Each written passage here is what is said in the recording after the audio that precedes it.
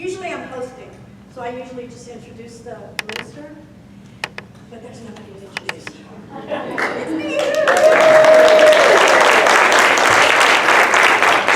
So my topic today, if you haven't guessed it by now, is fired up, ready to go. Yes, I have been fired up and ready to go, especially for the past 2 weeks, since I did a Rising Strong Intensive here at the church. Yeah.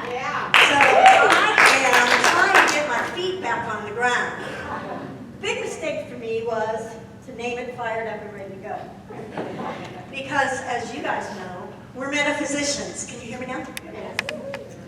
We're metaphysicians. So when we plant a seed, what happens?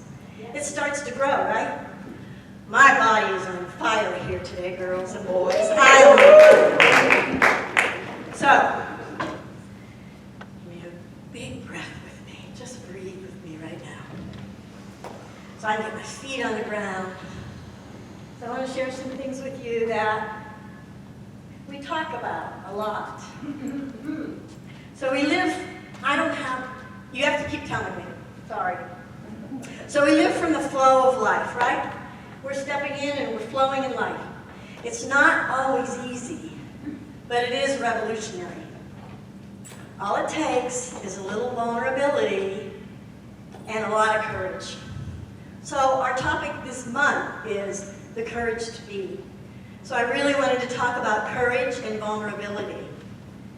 So let's first look at courage. The root word for courage comes from the Latin word cor.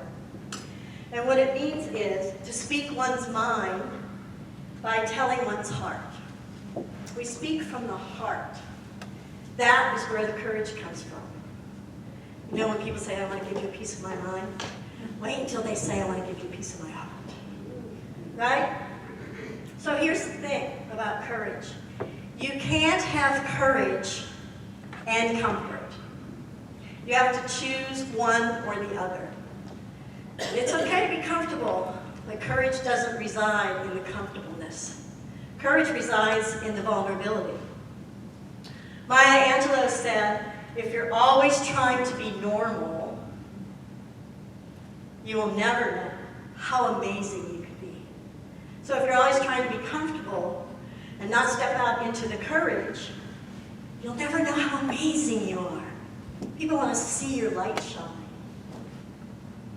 So I have I'm learning this too, guys, so bear with me.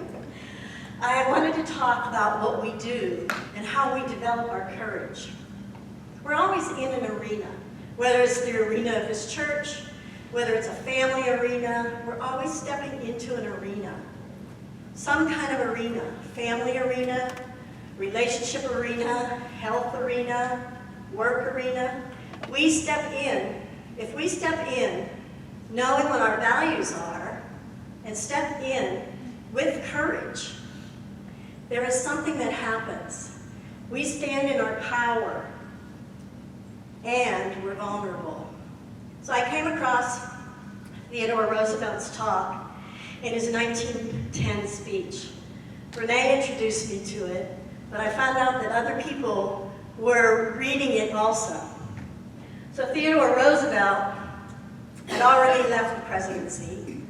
He had traveled down the Amazon. I think he did a 10-month travel down the Amazon for the Smithsonian Institute. There's a book about it because he almost died there. So when he came back, he was doing these speaking engagements. And this speaking engagement came from France. And it's called The Arena. And I will get it up there. It's a little blurry, so I'll read it. It's not the critic who counts, not the man who points out how the strong man stumbles, or where the doer of deeds could have done them better.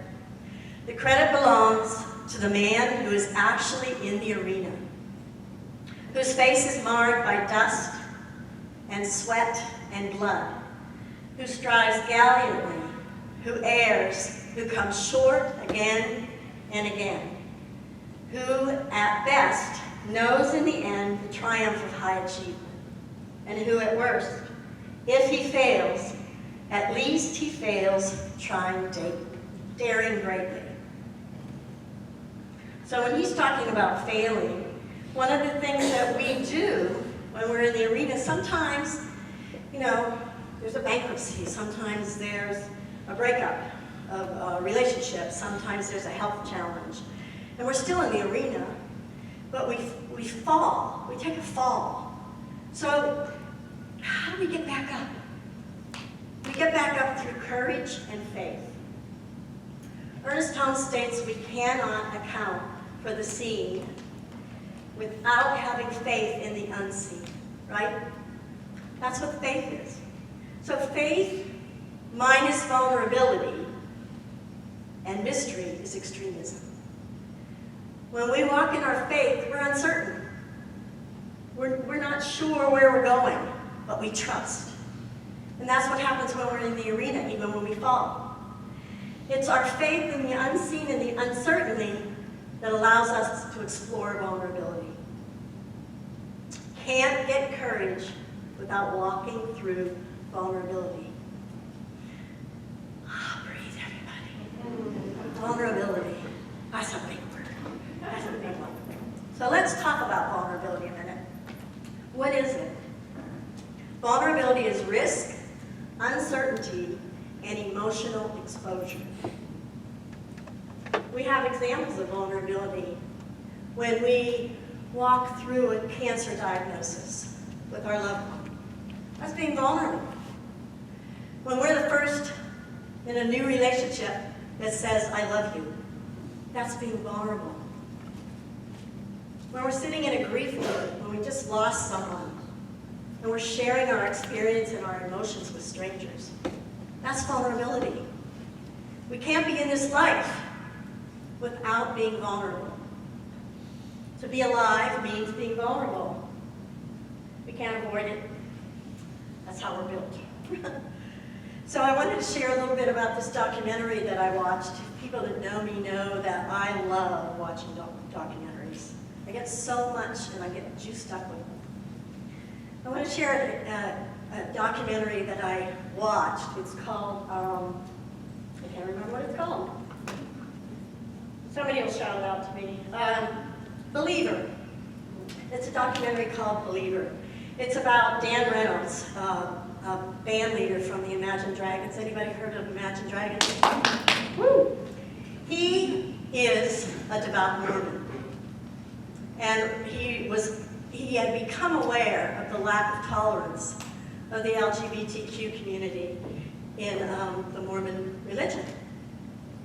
He had a musician friend that was gay that had to leave the community because of that and because of their intolerance. So what he did, and I know he's in an arena all the time. No, he's not afraid of the arena. This arena was different. He went to the head of the Mormon church because what he found out was that the teenagers that were LGBTQ had the highest suicide rate in all the country, the highest. He decided to do something. He ended up going to, I don't know, the bishop, or it's not the Pope, but you know what I mean.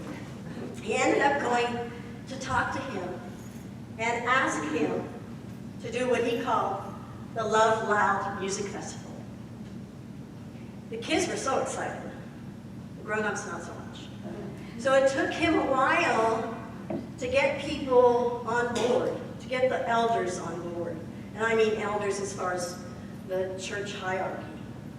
So finally, they began a dialogue with the elders.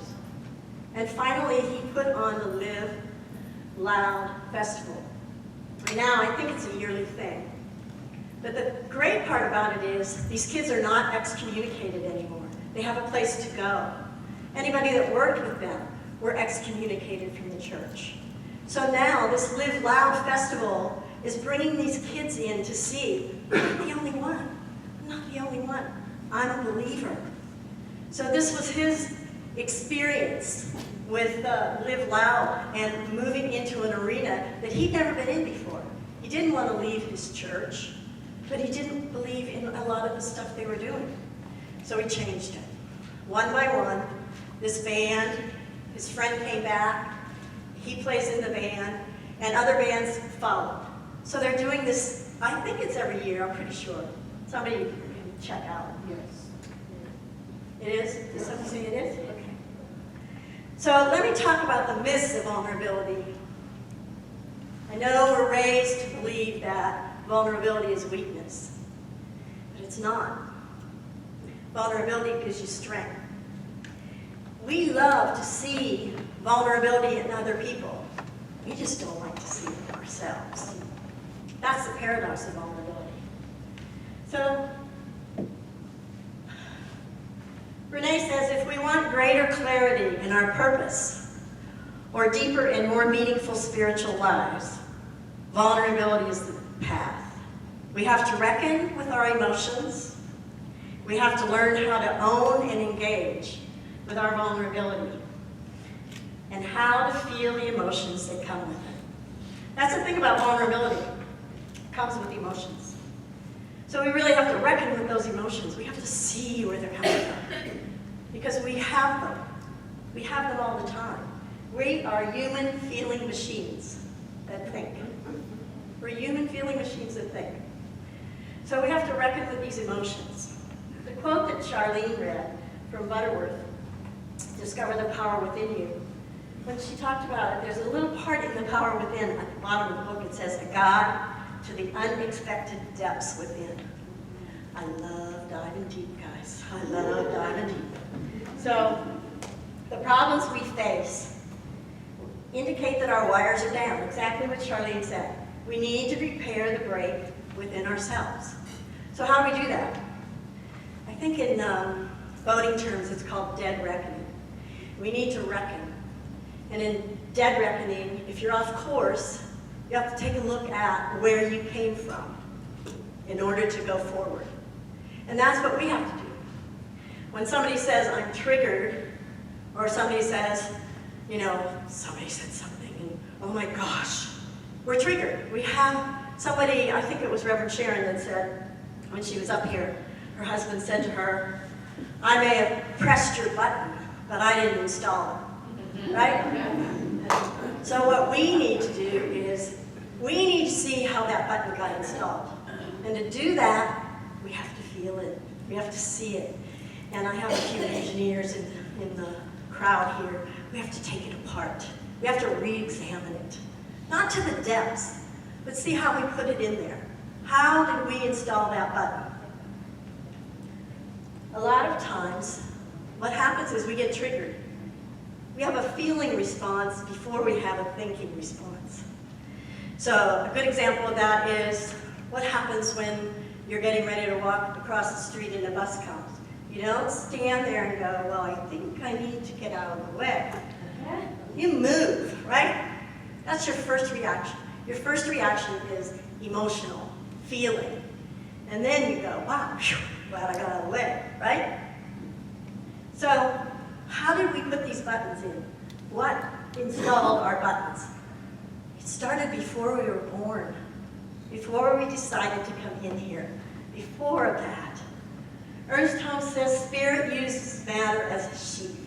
This is matter. Can you imagine if we didn't have this on? You know, how would we be looking?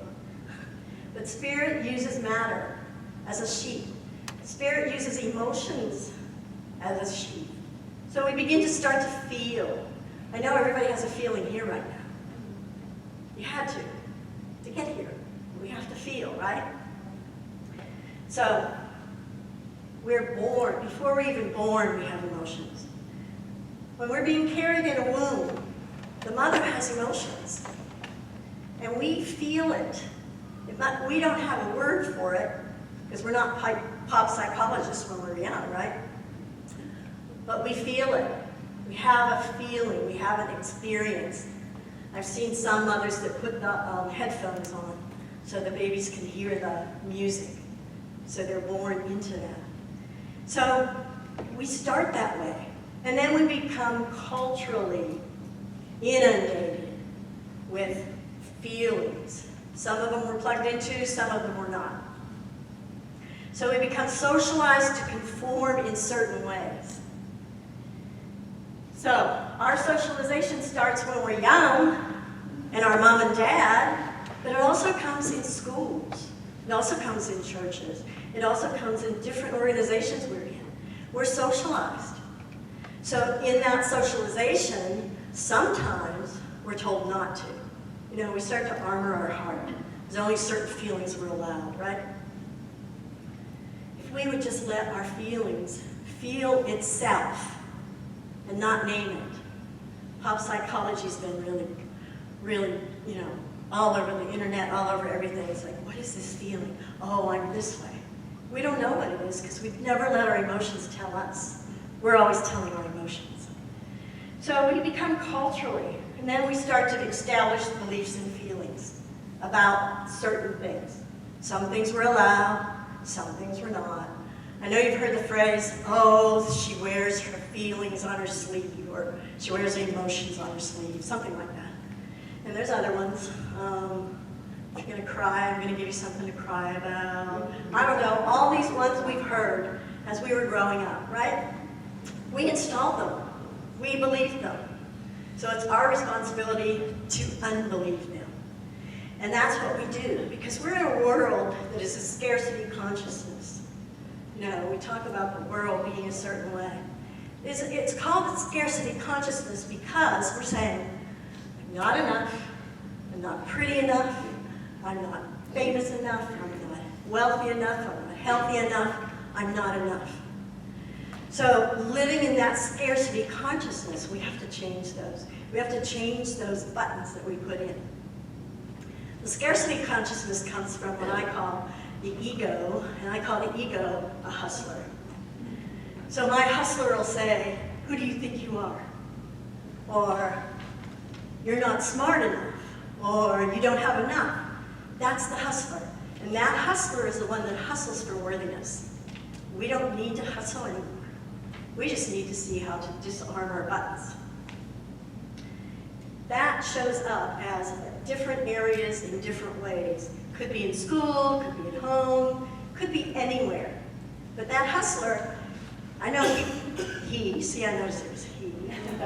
All week long was hustling me. Oh, you can't do this, you're not good enough. All those words come out. So here's the key. So how do we move from this scarcity and unworthiness to I am?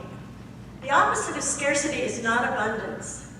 The opposite of scarcity is enough. I am enough. I am enough. I am good enough. I am powerful enough.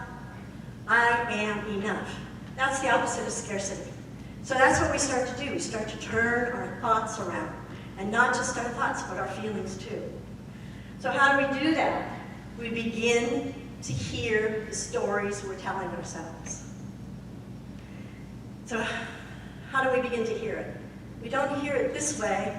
We start to say, we have a recording in our mind and we don't realize the recording is wrong. We put it in there. The brain just takes on a story. The brain loves stories. The brain doesn't make it right or wrong. It wants a story. So until you change that recording, you won't be able to step into the flow of your life. So how do we do that? We rumble with the stories we're telling ourselves. So we have to be curious with what the emotion is, and then we start to say, the story I'm telling myself. The story I'm telling myself is, I'm good enough. The story I'm telling myself is, I can be whatever I want. The story I'm telling, or if you catch something you're telling yourself, the story I'm telling myself is, I'll never make it anywhere. That's your button. That's what you erase. That's what you get rid of. And you get rid of it by doing the storytelling. The storytelling is so powerful. If you just begin each sentence, if you start to hear what you're saying the minute you wake up, you'll hear that you're telling the brain a story. So to get the brain, this part of the brain, the frontal cortex, back online, you start talking back to it. You start saying, the story I hear, the story I'm telling myself. And the other part that's very, very important is that you begin to write down your stories. Anne Lamott who is a really big writer, she calls it the first draft. She has a different word in front of it, but I can't say it here. But she says every writer should write a first draft. And so we begin to write these stories. The story I'm telling myself is, the story I'm telling myself is. And you will reveal to yourself exactly what stories you're telling yourself. Even if you're doing affirmations and everything else, this story has been plugged in for a long time. And the minute you begin to start seeing and hearing the stories you're telling yourself, there's a realization and a revelation, and you wake up. So when we dismantle this button, we begin to write down this story. There's a mythology in this that we say, oh, I can't write it down because, oh, I'll create it. Something will happen, I can't, That's the old way of thinking, the old way of change your thinking, change your life. I say change your stories, change your life. So, if we write it down, what happens is, it gives the power to the paper. It's released in your body. It doesn't live inside you anymore. We begin to rewrite our stories by writing them down. I know people have said, you write it down and you burn it. I don't care about the burning part. You've already got rid of it. It's already on a piece of paper, and that's how powerful that paper is. It's gone. There's no more button here. You don't even feel it. If somebody that used to plug your buttons or push your buttons comes along, you go, wow, that's different. Must have removed that one, got rid of that one, right? So there's a quote from Butterworth that says, Jesus was a revolutionary at heart. He wanted to set the world on fire. He wanted to change the old order and to establish the kingdom of righteousness on earth. He was a spiritual revolutionary. He had no desire to overthrow governments. His object was to change thoughts. We are the evolution of his revolution. We're it. We're the ones that are doing it. We're the ones that are saying what he's saying. So we must first experience ourselves. We have to feel it in our bones. And then we go out into the world in a whole different way. So I want to share with you an example of this shame, resilience, vulnerability, and courage. I was watching another documentary. And this guy named Ken Burns, I'm sure everybody's heard of Ken Burns, he did a documentary called The Address. Has anybody heard of The Address? I never heard of this documentary. So I was channel surfing and I found it and I thought, wow, The Address. It's only 272 words. And what he was doing was he was writing a documentary, or not writing, he was filming a documentary from Greenwood schools. I don't know if anyone's heard of Greenwood before. It's a boys' school, and it's a boarding school. And this school takes in 50 boys at a time. They have various profiles of learning disabilities. Some of them have dual diagnoses. And their rite of passage, the headmaster calls them together in the beginning of the school year, sits them around in a circle, introduces himself, and tells them what he expects for the year. And he holds up this gold coin that says Greenwood School on it. And these boys are told in September that they will be memorizing the Gettysburg Address. So these boys they come from different schools that they've been bullied or marginalized at other schools because most people don't understand their disabilities. So they could be shamed, they could be bullied, the teachers don't understand them, they don't understand themselves. So Greenwood, their whole purpose is to awaken the talent and discovering the passion of what these boys have. Because when they come to school, they feel inadequate and they feel lacking. So some of the boys are in wood shop, Some of the boys are playing piano. Somebody's doing this Rubik's Cubes in seconds. So this is the foundation that gets established at Greenwood. Bruce Raskow, who is a teacher there, said, "It amazes me the kind of courage these boys have. It's very difficult when you're a kid to be different. For our boys, there is a difference that isn't external, not like they have a birthmark or something. There's a difference that is much deeper." For many of them, it's a difference that they understand very little about. They don't even understand. It takes them a long time to come to terms with and understand, not only for them, but for their families. So Greenwood sometimes is the last resort for some of the families. Many of them go through incredible hardships because they're different. They don't know their differences. So to a kid that has had these hard experiences and to undertake the Gettysburg and be able to say, "I believe in myself enough that I can do this," takes a lot of courage and vulnerability. They have walked into their arena, and they've walked in with so much support. All year long, they get fired up. They want to learn the Gettysburg Address. They want that point. Some of the kids that came to school would say, "I was ashamed to come here. I didn't want anybody to know that I had come here." Another one said, "The other school I was at, they didn't even have time to pay attention to me." And he came in really angry. So at the end of the school year, the boys stood. Oh, I forgot. I wanted to tell you how they learned it. The teachers had 2 people, maybe 3 in their class. So that's how they focused on them. And they learned it line by line by line. 5 paragraphs, line by line. And each line, they learned the history of the Gettysburg Address. How it happened 77 years ago. Who it was our fathers brought forth in this continent, a new nation. Who were the fathers? They learned everything about the Gettysburg Address while they were memorizing it. So at the end of the school year, these boys, they had a celebration. There was a tent and there were these round tables. I don't know if there was champagne. There was something on the tables.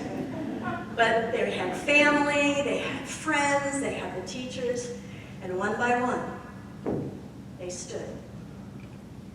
And they said the Gettysburg Address. And there it is. That's what they learned. That's what these boys learned.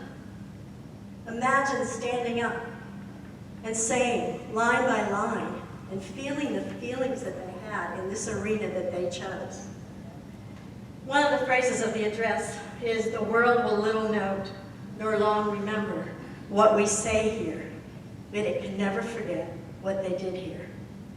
Those lines remind me of these boys. Their families will never forget what they learned here. Their families will remember the arena that they played in. So I will remember for a long time what they were like. It was simple memorization, maybe me not so much anymore, but memorization's simple, but not easy. We have to go through our struggles. We have to go through our rumbling with whatever emotions we're having. But through their courage, their vulnerability, they're rumbling through their emotions, they're rewriting their own stories, they became fired up and ready to go. Their demonstration of courage, and they all got the gold coin, all of them. So my charge to you today is just feel your courage, engage in it, engage in your emotions, feel your vulnerability, look for those stories that you're telling yourselves, and turn them around, and then be ready to go. Rewrite your stories with a brand new ending. So, I just want to take 1 minute, not even a minute, close your eyes, put yourself in whatever arena that you are in, whether it's relationship, Whether it's spiritual, whether it's faith, whether it's abundance or money, any arena. I don't know your arena, but I know you know.